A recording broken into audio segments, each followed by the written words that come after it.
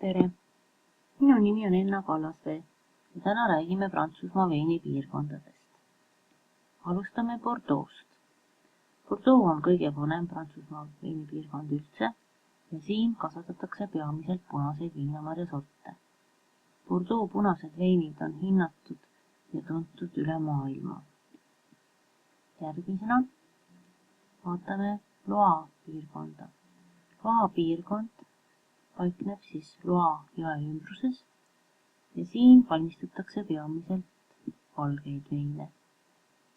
Ja Loire piirkond on tuntud ka roosade veinide poolest. Siis järgnevalt läheme Champagne piirkonna juurde.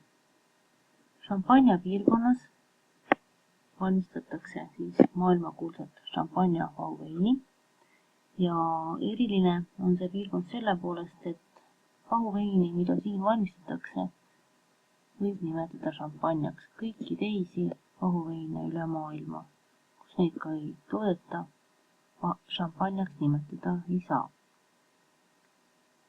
Näiteks nimetatakse vahuveine siis Hispaanias kaavadeks. Itaalias on palju erinevaid vahuveine, mille nimed on siis kas näiteks Prosecod, Lambruscod, Astid ja nii edasi. Siis järgnevalt vaatame Burgundia piirkonda, siis number 4 siin. Burgundia piirkond oli kunagi sama kuulus ja tuntud punaste veinide valmistaja kui Bordeaux'i, kuid ajapikku on tema hiilgus kustunud. Et praegu on siin ka häid punaveine, kuid need ei ole maailmas nii hinnatud kui Bordeaux veinid. Siis järgnev piirkond on hästi pisikene ja siin tähistatud number 5-ga. Ja siin kasvatatakse ka põhiliselt valget viinamarjasorti Chardonnay ja sellest valmistatakse veini, mille nimi on Chablis. Ja iga endast lugupidava restorani menüüs peaks olema üks Chablis vein. Siinse piirkonna Chardonnay'l on iseloomulik kerge soolane maitse, seepärast tunduvad ka Chablis veinid natukene nagu soolased. Siis jätkame Rhône'i piirkonnaga, mis asub siis siin all lõunaosas. Ja selles piirkonnas kasvatatakse jällegi enamasti punaseid viinamarjasorte. Ja võib-olla üks üsna tuntud vein, mis on siit piirkonnast pärit, on Châteauneuf du Pape, mida siis valmistatakse 13 erinevast viinamarjasordist.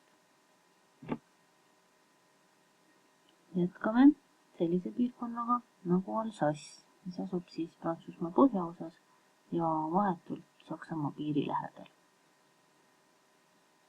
Veinipiirkonnana võib teda iseloomustada kui saksa mõjutustega veinipiirkonda ja siin kasvatatakse hästi palju rieslingut, gewürztraminerit ja need veinid on ka saksapärased ja saksa veinidele üsna sarnased, sest siin samas üle piiri teisel pool on Elsase piirkond, kus siis kasvatatakse neid samu viinamarjasorte ja veinide iseloomudki on samad.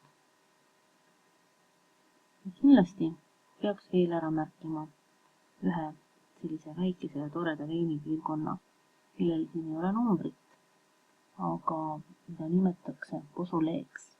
Ja Beaujolais piirkonnas kasvatatakse põhiliselt kamee viinamarjasorti.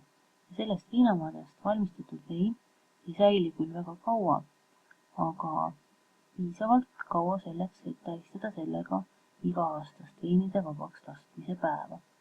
See on siis novembris. See tähendab seda, et selle aasta, sellesama käesoleva aasta veinid on siis esimest korda lubatud avada sellel kuupäeval. See tähendab seda, et selle aasta vein, mida valmistatakse septembris, oktoobris korjatud viinamarjadest, võib siis olla selleks kuupäevaks nii valmis, et teda võib juba ka tarbida.